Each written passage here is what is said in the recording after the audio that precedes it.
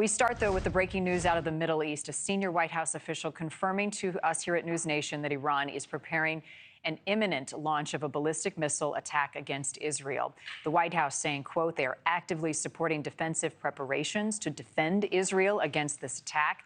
A direct military attack from Iran against Israel will carry severe consequences for Iran. It follows Israel's ground invasion of Lebanon overnight in the fight against Hezbollah. The Israeli military says this is a limited ground invasion attacking Hezbollah targets just over the border. They've ordered evacuations of Lebanese border communities. Prime Minister Netanyahu ignoring all U.S. calls for a ceasefire, pushing forward to defend his nation. NewsNation's Robert Sherman is live on the ground in northern Israel. Let's start with this latest threat from Iran. How imminent are we talking? What are you hearing on the ground there, Robert? Well, I mean, this has certainly been the concern on the ground in Israel ever since you saw all of this intensification of fighting between Hezbollah and Israel in recent weeks, is that Iran would get dragged into this mix in some capacity once again.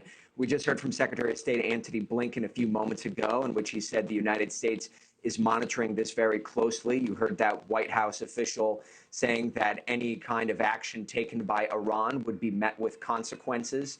So it is something that we're going to have to keep a very close eye on here with all this just coming down a few minutes ago. I would say this, though, Marni, is that there is no indication at this point from the Israelis that they have any intention of changing course when it comes to their operations in Lebanon. We just heard that they're calling up 4 additional reserve brigades in order to continue these limited targeted operations in southern Lebanon, something that the Israelis have said has actually been ongoing now for months. We've seen the Israelis actually carrying out tactical operations on Lebanese soil, going underground into some of these tunnels that Hezbollah has hitting and destroying some of their infrastructure as well. This is something that people in Israel have been calling for a while. So at this point, there's no indication that they are going to be slowing down, no matter what threats are coming from Iran. Marni. The U.S. deployed more troops to the region recently. Robert, what do we know about their whereabouts and what their mission is so far and how that may fluctuate given this news? Yeah, I mean, this is something that has been very fluid over the last couple of days here with this influx of additional U.S. personnel coming to the region and then even more on standby for a possible deployment at a later date.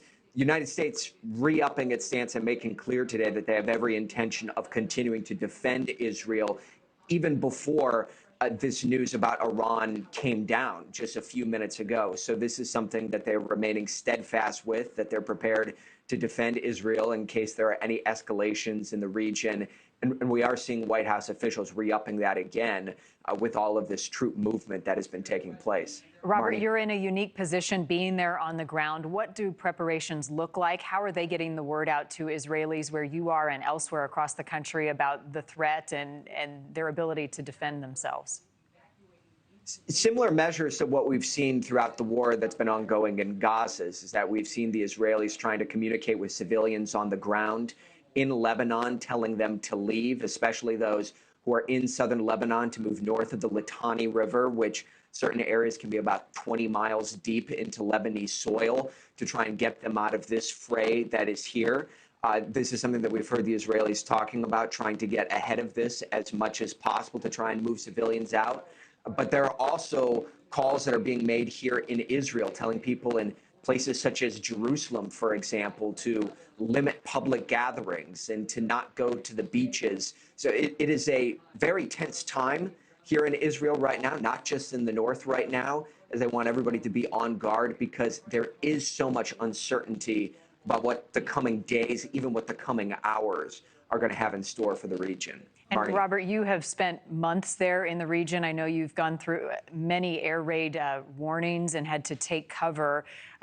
Talk to me about the Iron Dome and the capabilities of the Iron Dome, having spent so much time there. Well, I mean, it's actually funny that you mentioned that because just a few minutes ago, there was actually an interception here right over us in Haifa, and you heard the rumbling of the explosion taking place. This is an everyday reality currently in this region, particularly in northern Israel, in which you have seen attacks like this carried out on a daily basis here in this region. Haifa has especially come under fire, even more so in the last couple of days. Thank you for watching. Go to newsnationnow.com to find News Nation on your television provider. And don't forget to click the red subscribe button below to get more of News Nation's fact-driven, unbiased coverage.